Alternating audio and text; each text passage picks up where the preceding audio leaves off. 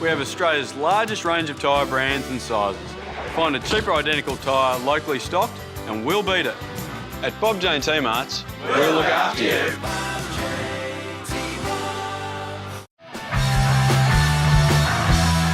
South Melbourne against Heidelberg United from Lakeside Stadium. South Melbourne has recorded 2 convincing victories in their derby matches against Heidelberg this season. It was 2-0 first time around at Olympic Village, 3-0 last time they met right here at Lakeside, and they're going for the clean sweep today. FFV radio audience that we are calling today's game primarily for the South Melbourne highlights. Vanna through the left side. Cut back, Jensen, dangerous, it's going to sit up for Greiser, and Neville makes a point-blank save. And that was nearly the opening goal in the opening minutes.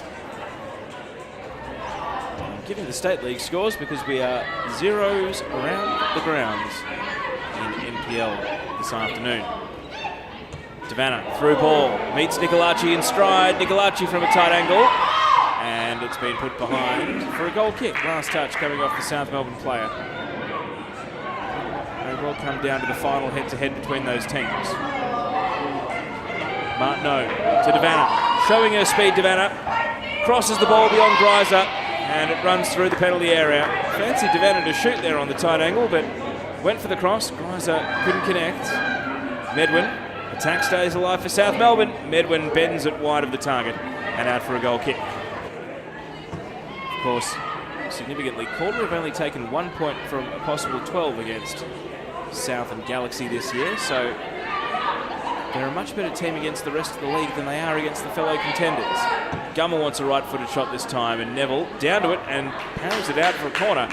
Not sure it was on target, but the goalkeeper wasn't taking any risks. Gummer's corner, and it skims off Mankowska's head. Vanna on her right foot, cleared off the line. Medwin with a follow-up, hooks it wide left. All the attention on the South Melbourne target at the moment. Corner in, Pollock with the header, Neville parries it, and it's cleared away by Jensen. Katie Neville falling off balance there. Can't complain with the talent on offer though out there at the moment.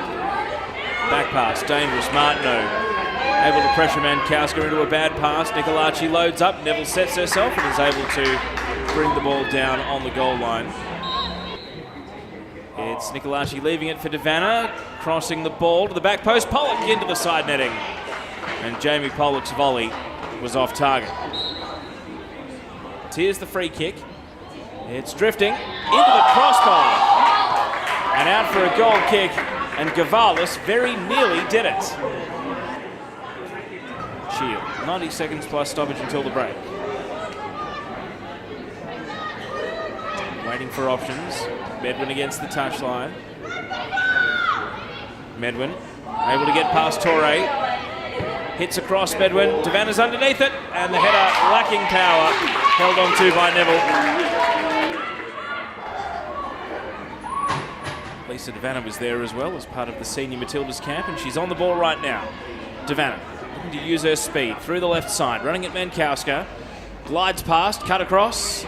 Ball sits up in the area. Cleared by Salakitis, only as far as Eliadis. And that one exploded off the boots. Pollock chasing, it's just booted clear. Alex Cheel. Eliadis, back heel, Gummer. Tries to take on Torre. Now Martineau. High cross in, Vanna with a header.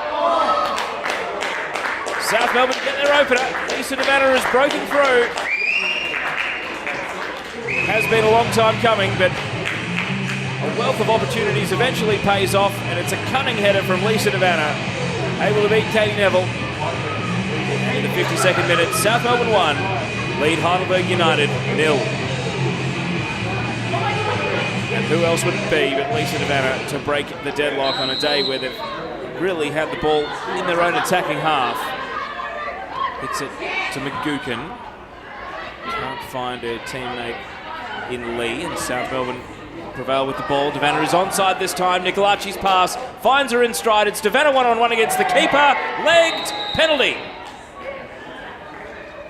And a clear-cut decision there. Lisa Vanna trying to round Katie Neville, who brought it aground, and it's a penalty kick.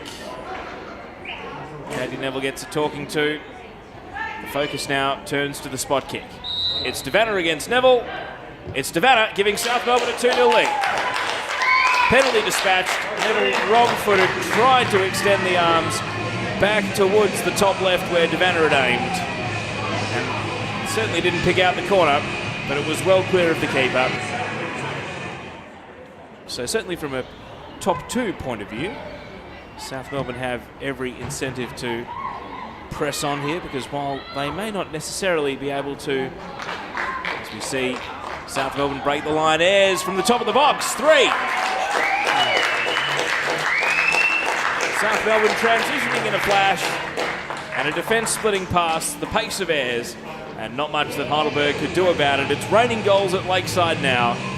That's 3 in 11 minutes, and South Melbourne looking well and truly safe. The top scorer in the league delivers again. Melina Ayres makes it South Melbourne 3, Heidelberg United 0.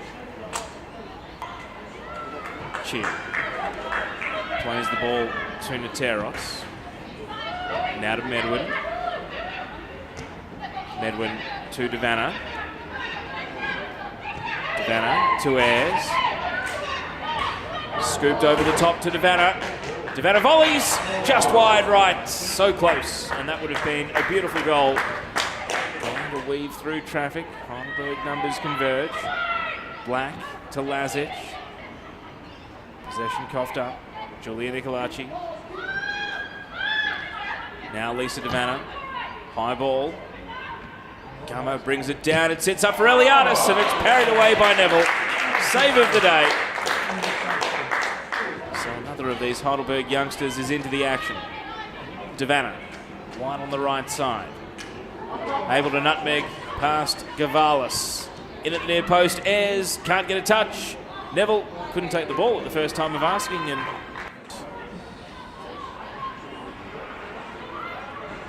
breaks into the attacking half. Medwin set off and running.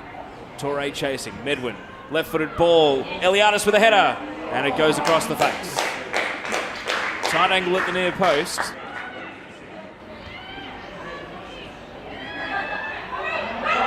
Cheel loses possession to Romero, albeit briefly. Goes in and recovers. Takes the ball away. Pollock playing it through. Gummer onside well and truly. Neville comes to the top of the box. Gummer goes around. It's an open net. And Alex Gummer scores.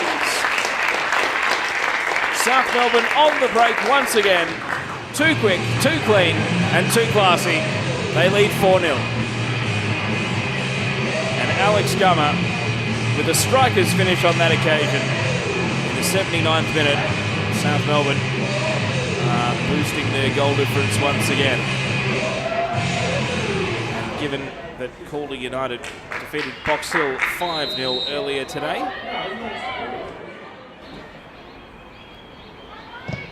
Curves the ball high to the far post. Pollock's there and puts it on the roof of the net.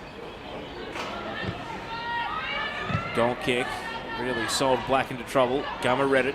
Wins the ball. Cuts it back. Nicolacci. And the ball spins along the byline and out for a goal kick. Swings the ball into the near post. Players crashing in. Medwin creating a contest. Sends it back out to Gummer. Over on the right side. Wants the left foot once again. Feigns away from one defender and swings the ball comfortably into the arms of the goalkeeper Neville. Medwin back to Gummer. All happening in the attacking half, wide on the left. And now through the left side, Nicolacci cutting it across. Eliadis out at the near post. Another tight angle there for Tiff Eliadis to try to deal with. Plays the ball back to Jensen. Jensen hits it high and long. And the referee has seen enough. South Melbourne sweep Heidelberg in PlayStation 4 NPL Victoria Women's this season. 2-0 the first time around, 3-0 the second, and this afternoon, 4-0. A comprehensive performance. So, first time I've had a chat to you. Yes, I've been waiting. It's been a while.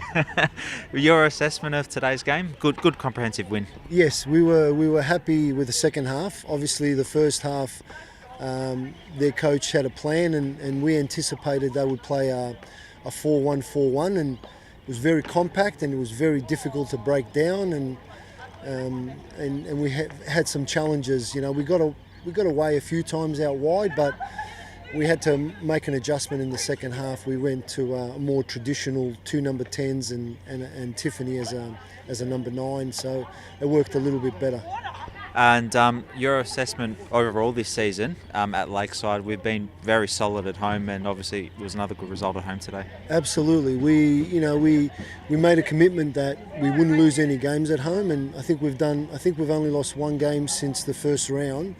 We haven't lost a game for quite a while, so, and we keep telling the girls, you know, the type of football we want to play and the type of brand, we want to be able to one day, you know, fill the grandstand, and I think the girls, if we can keep continuing to score goals, make it exciting, then, you know, we're on the right path. We've always spoken about what South Melbourne has in terms of their support, their culture. I feel now that we've joined as a one club entity. The girls are always fired up when they come and see the boys play, and they see their combination and a lot of goals scored, and they're really, really excited about that. And we just keep encouraging them to learn more about the club and how long the club's been around.